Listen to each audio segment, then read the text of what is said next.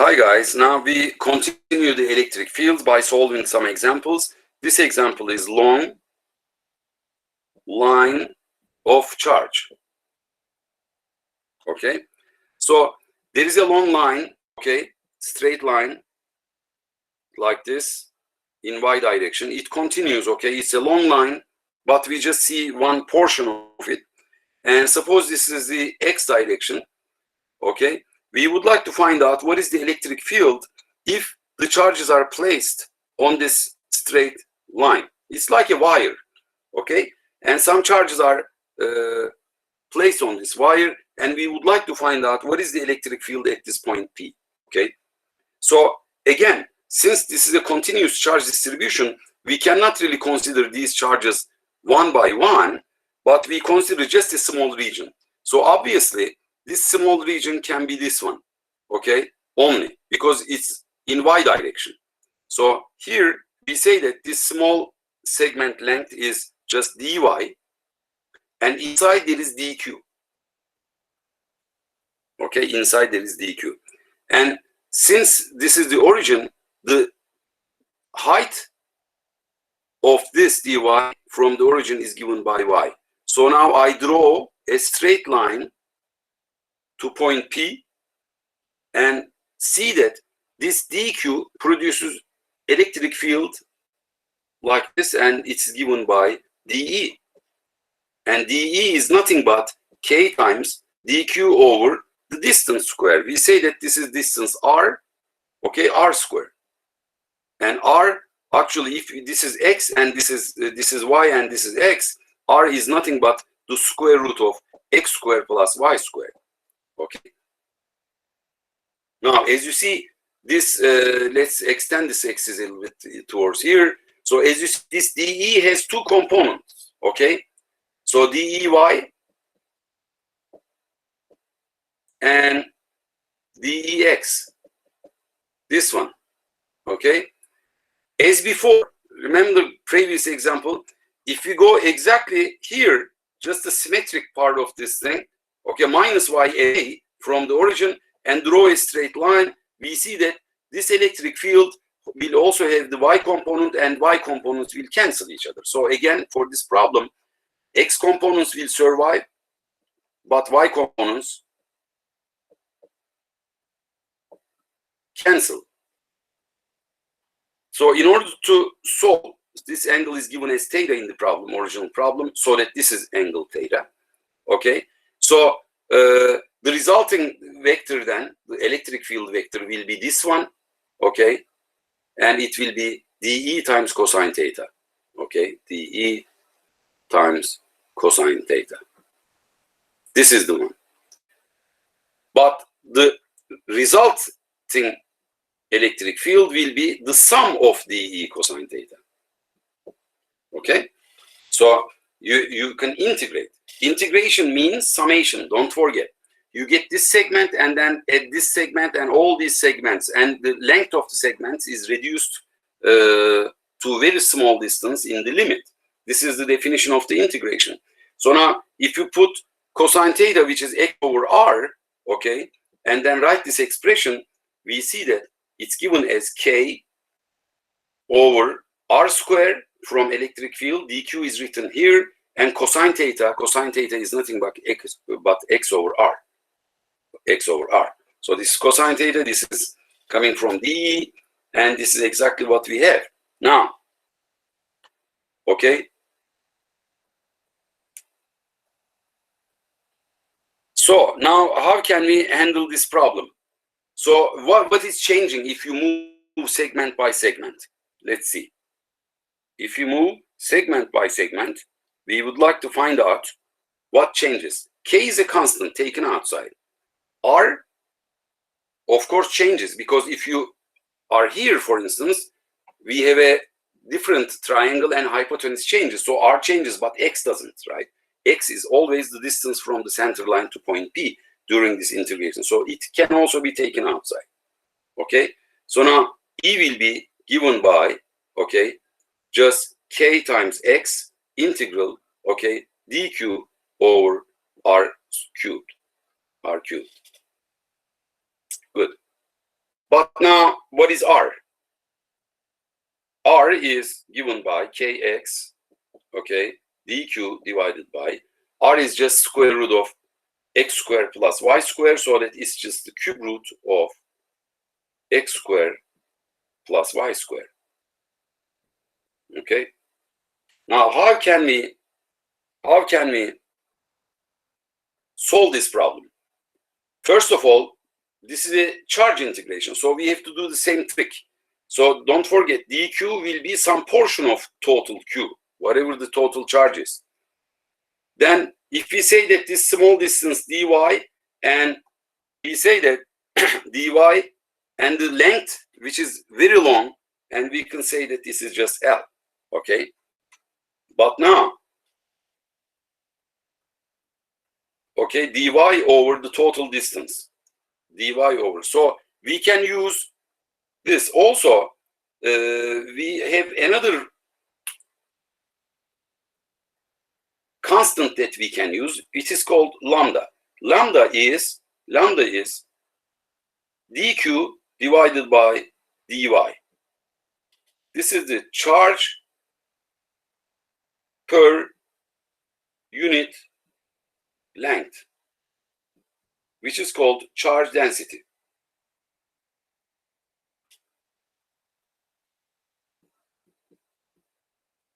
Okay, so lambda is the charge density.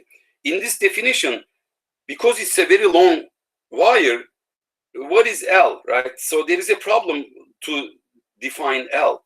This is the reason that instead of this expression, for this infinitely long cases, we can use this one. Although we will also use this expression for other examples when L is finite, but we can still use this. So instead of dq, we can write dq equals lambda times dy. So this integral can be written as, okay, k times x integral lambda times dy divided by, okay, x squared plus y squared cube root. So lambda is constant again, taken outside. So this is an integral. This is an integral which is not easy to solve. Okay, this is an integral which is not easy to solve. Why? Because if you change the variable from here, say x squared plus y squared u, and if you get du, it gives you dy, but dy, and there is another y. But there is no y on this numerator, so that this is a really difficult integration. It's not easy to integrate. So is there any other way that we can do something about it? For instance, can we go from the space integration to angle integration? Let's check. Okay, let's check. Don't forget, we have this result. So we just write this E. So this is not easy. So there is a big question mark. We cannot really solve it easily. So is there any other way? Is there any other way? Okay. So E will be equal to dE times cosine theta. So what is dE? dE was K dQ divided by R squared times cosine theta. Let's leave cosine theta as it is, like here, right? Earlier it was x over r, but we didn't write it. We just kept it as cosine theta. And dq is lambda times dy. Okay, dq is lambda times dy. But let's just leave it like that for now. Okay. Now we would like to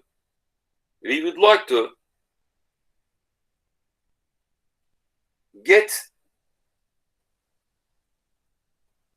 sine theta or cosine theta. Let's say cosine theta. What is it? Cosine theta is x over square root of x squared plus r squared, y squared, right? We did it before.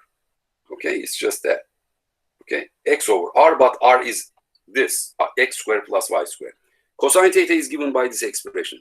So what about, or just x over r? Okay, so what about x over r squared? Okay, because we have r squared on the denominator, we have to be able to write this as cosine or sine. So that x squared over r squared will be equal to cosine squared theta. Huh? Cosine squared theta. As you see, 1 over r square will be given as 1 over r square we have here will be given as cosine square theta divided by x square. Okay, so this is number one. So we were able to convert this 1 over r square into something related to angle and also constant x, because x doesn't change. Okay, good. So now what about, so if you just do this, then remember that this dq was lambda times dy,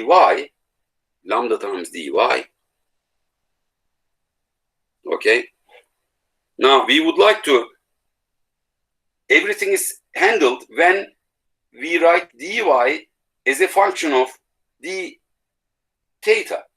If we can do this, then this integration becomes totally dependent on the angles. So we handled 1 over r square, but what about this relationship? How can I go from one to the other?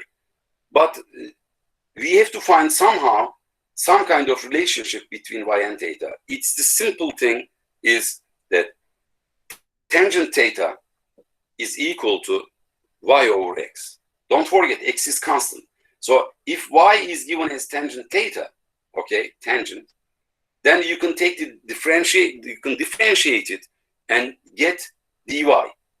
Okay, so dy over x on the left hand side, okay, will be equal to the derivative of tangent theta with respect to theta. It's 1 over cosine square theta. Okay, so the derivative of tangent theta is just 1 over cosine square theta, of course, d theta, right? D theta.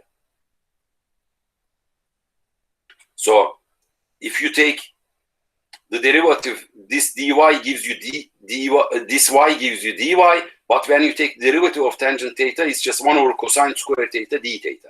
So if there is d something on the left hand side, there should be d something on the right hand side. It's just like that. Okay, so good. So suppose that y is given, there is another way of handling this. Y equals x times tangent theta, but dy over d theta, okay, is equal to x there times 1 over cosine square theta. From this, you can get this expression. Basically, this is telling us that from dy, you can go to d theta. Now, let's put everything together. Okay? Let's put everything together. Don't forget, we have this thing. E is equal to k is constant, lambda is constant outside, integral.